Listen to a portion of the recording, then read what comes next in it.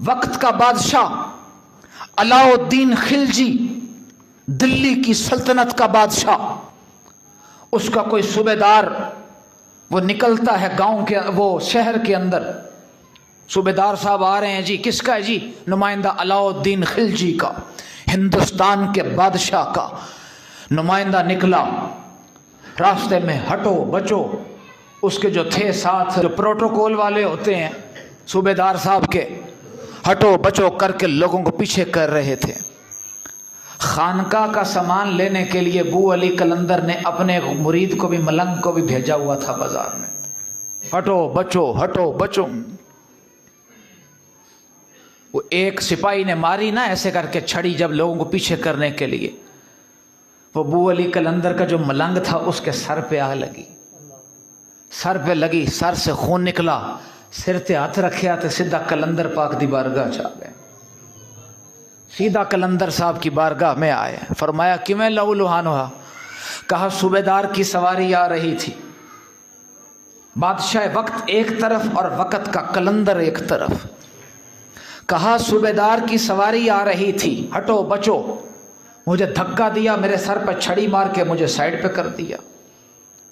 جلال میں آ جاتے ہیں، خط لکھتے ہیں علاؤالدین خلجی کے نام، تیرے صوبیدار نے میرے درویش پر بغیر کسی قصور کے چھڑی مار کر اسے لہو لہان کر دیا۔ سورج چھپنے سے پہلے پہلے اس صوبیدار کو ملک بدر کر دے، سورج چھپنے سے پہلے۔ یہ قلندر صاحب کا خط تھا، کس کے نام تھا؟ سلطنت کے بادشاہ کے نام، چھوٹا موٹا بادشاہ نہیں، علاؤالدین خلجی۔ سورج چھپنے سے پہلے پہلے صوبیدار کو ملک سے نکال، ورنہ کل سورج طلوع ہونے سے پہلے پہلے حاکم کوئی اور ہوگا، ورنہ تیری جگہ بادشاہ کوئی اور ہوگا۔ سورج ڈوبنے سے پہلے نکال۔ خط پڑا تھا، اسی وقت حضرت امیر خسرو کو اس نے بھیجا کہ جا کے معافی مانگو، میں نے اس کو ابھی نکال دیا ہے۔ اتنی طاقت تھی تو فقیر سے وہ ڈر گیا تھا نا۔ اقبال نے یوں ہی نہیں کہا، فرمایا مہر و ماہ و انجم کا محاسب ہے قلندر۔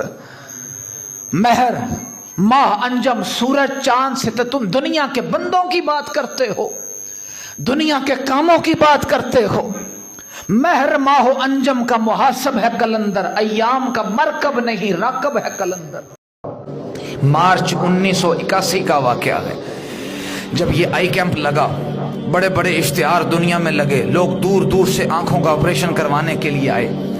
ایک مائی اپنے بچے کو لے کے آئی، ایک مائی اپنے بچے کو لے کے آئی، اس کے بچوں کو پاکستان میں ہر ڈاکٹر نے جواب دے دیا تھا، ہر ڈاکٹر نے جواب دے دیا تھا۔ کیوں؟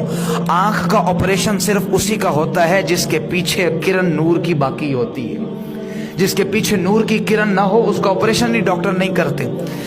وہ کہتے ہیں آپریشن ہم تب کریں کہ پیچھے نور ہو، پیچھے نور ہی ختم ہو جائے تو آپریشن کیسا؟ وہ مائی اپنے بچے کو